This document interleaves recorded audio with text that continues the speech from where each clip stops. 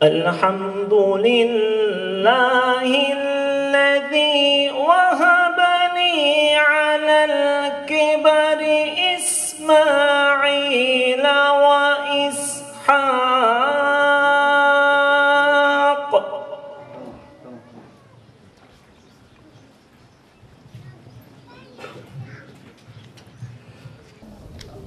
Ufuk tepemize hayırlı olsun. Uğur tepemize hayırlı olsun. Güzelliğimizi, maneviyatımızı, Allah buralarda kılınan namazları, Kabe'de kılınan namazlar, Mescid-i Nebevi'de kılınan namazlar cümlesine ilan et. Boş bırakmayalım. Cami yapmak mesele değil. Yapılır. İşte yaptık. Daha da güzelleri yapılır. Allah'ın izniyle, ama mesele olan buradan köyümüze huzur, güzellik, kardeşlik, birlik, dirlik kazandırmaktır. Artmak. Burada yan yana gelmektir. Burada omuz omuza gelmektir. Burada birbirimizle selamlaşmaktır. Birbirimizle kelamlaşmaktır. Selamımızı, kelamımızı unuttuğumuz anda ayrılır, darmadağın oluruz. Bizim selamımız var, selamünaleyküm. Bizim kelamımız var, nasılsın, iyi misin, ne var ne yok, halın, sağlığın, sıhhatin. Bunları esirgemeyelim değerli kardeşlerim.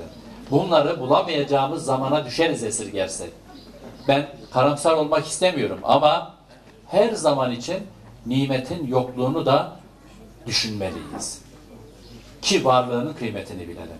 Cenab-ı Hak bu camimizin kıymetini bilen, değerini bilen, burada ibadet yapan, bir araya gelen çocuklarımızın burada cıvıl cıvıl maneviyatlarını geliştirdikleri, ibadet alışkanlıkları kazandıkları bir yer olsun inşallah. Birliğimize, kardeşliğimizin kıymetini ve değerini bilmek. Allah'ın selamı, rahmeti, bereketi, lütfu, ihsanı, ikramı üzeriniz olsun. En kalbi muhabbetlerimle yeniden selamlıyorum. Esselamu Aleyküm ve Rahmetullah ve Berekatuhu. Rabbim bu güzel günde böyle güzel bir eseri açmaya bizleri vesile kıldı. Rabbimize binlerce hamd ediyoruz.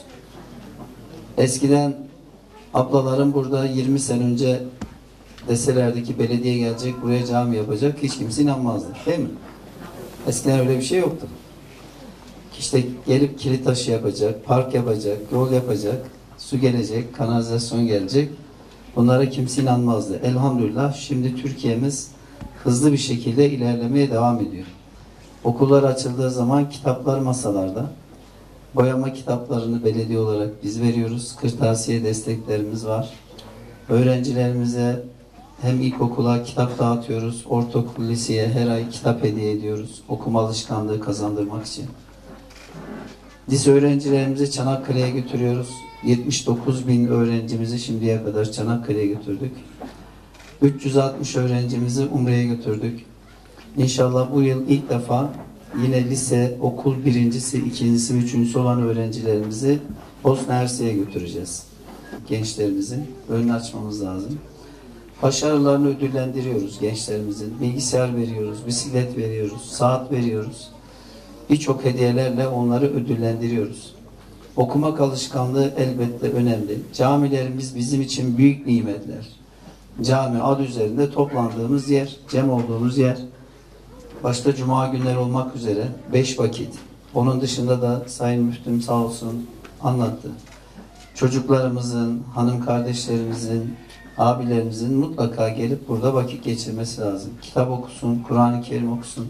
Kur'an-ı Kerim de getirdik size hediye, en güzel hediye. Ücretsiz. Alın okuyun. Yine mahallelerimizde sosyal tesisler yapıyoruz. Şu ana kadar 189 tane tamamladık. Bu civarda olan Hacıköy'de şu anda sosyal tesis inşaatımız devam ediyor. Cevizli'de şimdi geçerken de baktım bitmek üzere. Morcalı'da yine sosyal tesisimiz devam ediyor. Doğanca'da devam ediyor.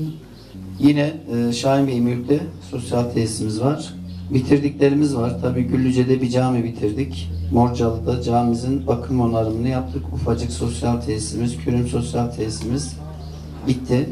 Çörekli'de de yine cami ve sosyal tesisimizi tamamlamış olduk.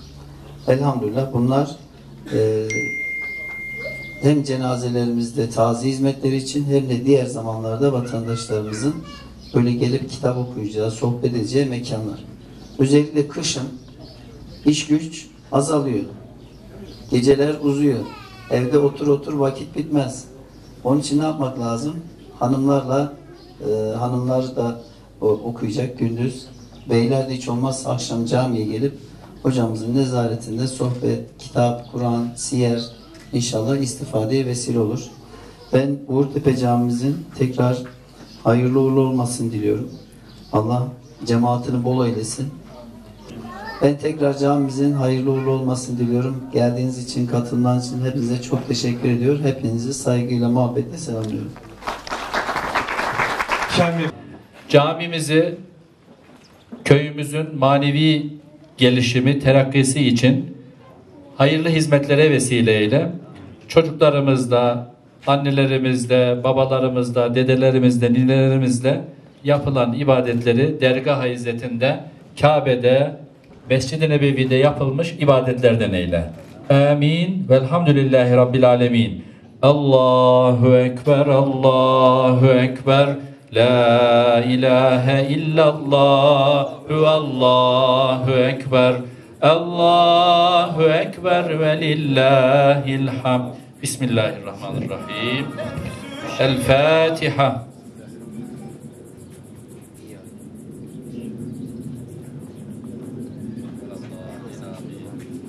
Allah hayırlı uğurlar etsin. Ya Allah, Bismillah.